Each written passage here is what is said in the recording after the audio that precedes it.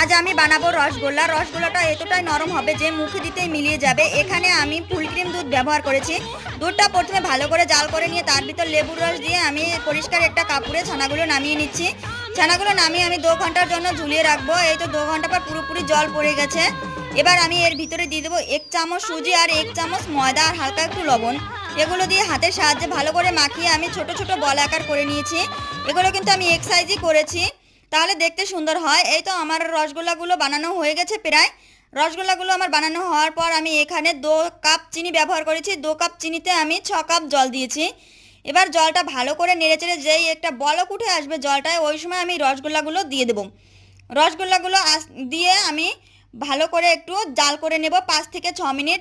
5 থেকে 6 মিনিট জাল করে নিয়ে একটু ঠান্ডা করে নামিয়ে নিলেই হয়ে গেল আমাদের রসগোল্লা।